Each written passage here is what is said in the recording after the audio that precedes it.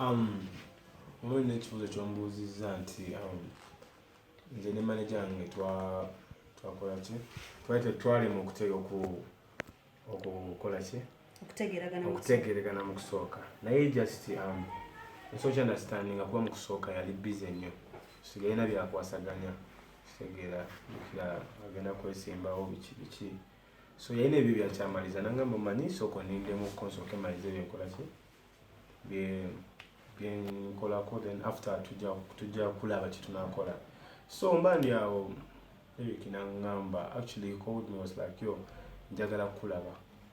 Neneebuuza oba ninayo akalimu kange mu lockdown eno. I was surprised naye ne ngamba tomanya. Then nemulinda mba ndi awo the next day nankubira essimu nanga you know what? I'm ready to work. You understand? Me too, I was not ready. You understand? Kuba I think he's the guy when they needed the bank of naye. So to be honest like Derek njagala okukola naye banga ate nga era ne bwe natandise okukola naye buli kibiina n'ensuubira byonna byatandikidde okukola. I think now it's like 5 days. Okay. Yeah, 5 days. Management ya Derek sijasookeddemu. Yeah, sijasookeddemu. Naye tukulabinga omuntu atabangalira management gy'obeera. Omanyi sometimes abantu batwala bubi ekintu ekigambo management. Some people don't understand our word management. You understand? Management yasooka okubeeramu yali ya Jeff Chiwa. That was a real management. Yali takola buli kimu cause tetwali pen on the paper which it was just helping me. Abira byezembeeramu tezibadde management. I don't know kuba ba manager bakola sibi bakola abamu. Understand? So some people they use the word management obanga tebamanyi nakikozesa. I don't know. So to be honest like management ey'okubijembaddemu ya Derek. Okay. Biki bye mwatuuseeko ku nzikiriziganya mu agreement gye wasayiniza ne manager Derek? Bingi ekyobamanya. Nze ng'omuyimbi sisobola kwegendera ku TV, sisobola kwenoonyezagana mukolera video, sisobola kwenoonyeza producer kigenda kukola naye. Understand? So buli kimu management ebaawo to stand for me. Understand? Buli kimu kyonna ekyetaagisa nti omuyimbi agenda kukola appearance wano management eba yakikozeeko dda. Nze ndiwo okuyimba na kwefaako ng'omuyimbi okubeera nga I look fresh, you know. So yeah, bintu bingi nenga to be honest like bintu bingi byatandikiddewo kitegeera. Waliwo okwogera obwogezi. Some people talk nga temuna signinga biki. But after putting the pen on the paper, abamu ba disappearinga. Niba nayiridde mu karantini. Zali yali ati. Talina buzibu ali bulungi. Takulabako ng'okabalaavu, abyeza byekuluma. Ng'ogikawa. Tunyumize. Lakaza ekyanumangako naye nga. Enkolagana yo nezali biki? We're good friends. We're good friends. Ate nalongo mage.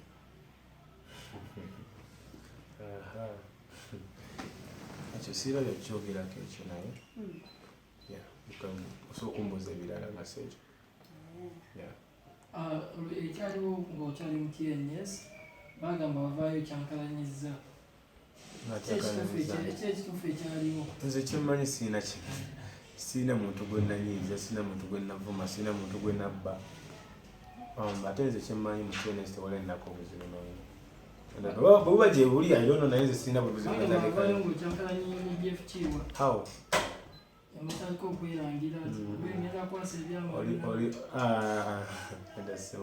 Oli alinga muzeeyi wange. Understand? Siina kyenyinza mwogerako. Just to kyalina okukola kumuwa bwe respect gya deservinga.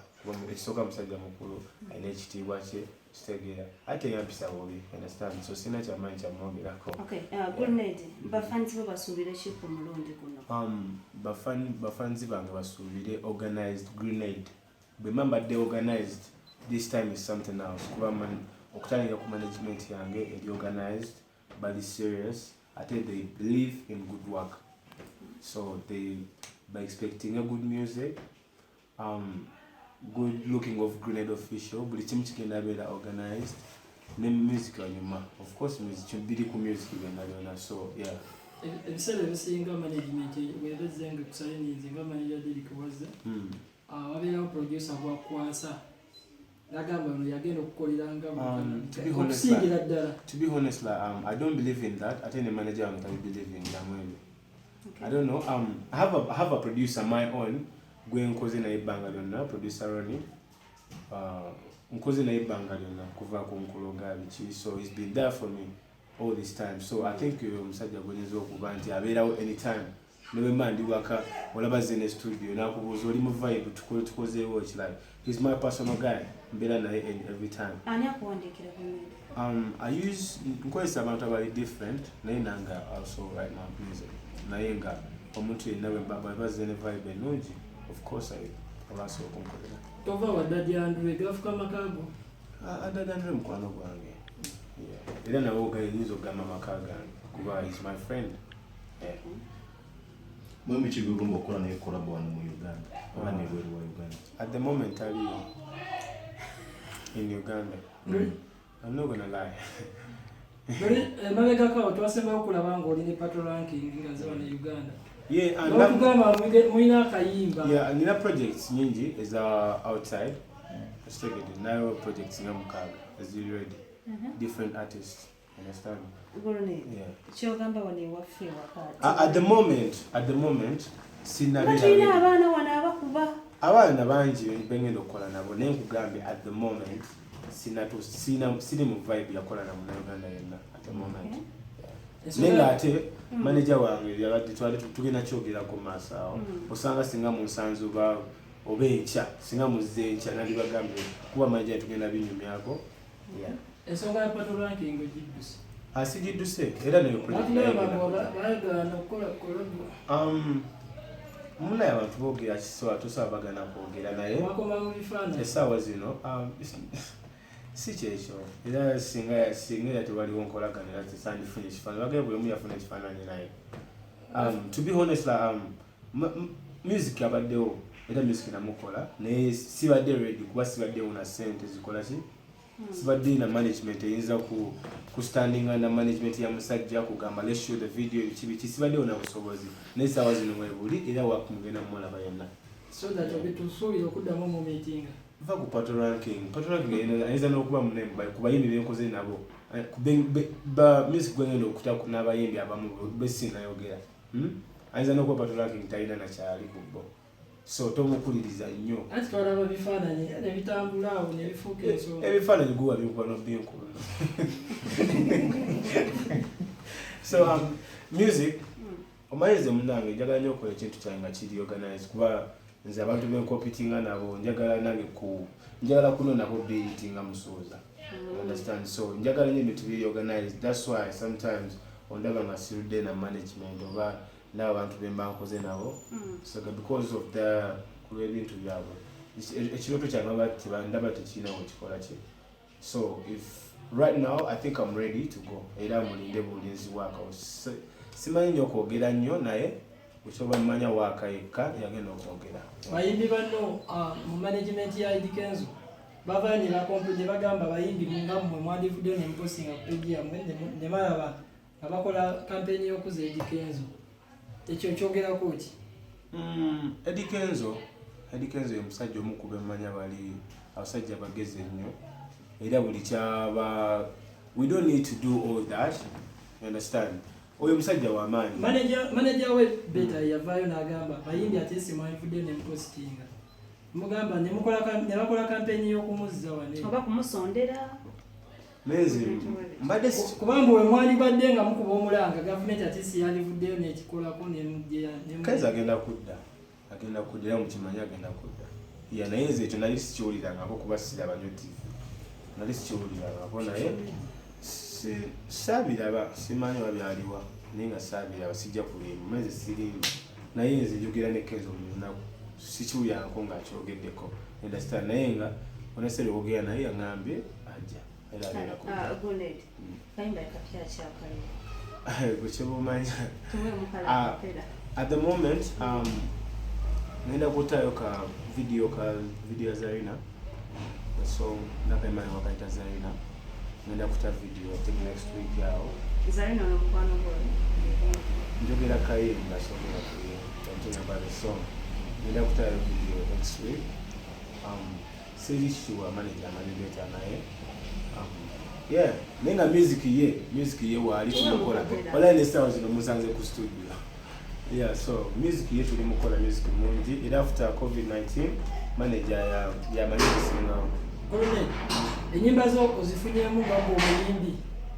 Sinyo nga bwe nandibadde nfuna bangabala. Bizibu chebi. Kwa Uganda.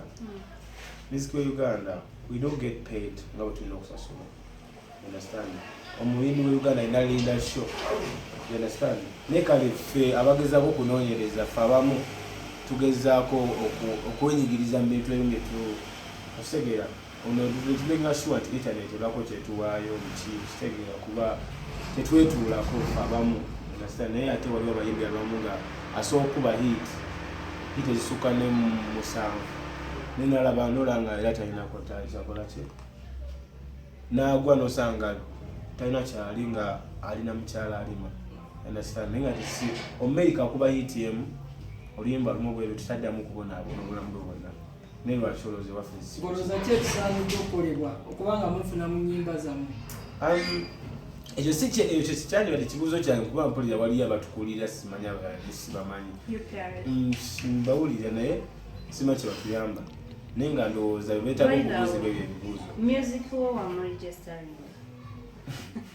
Mu registering ewa sibamanyi ositegeera I don't know.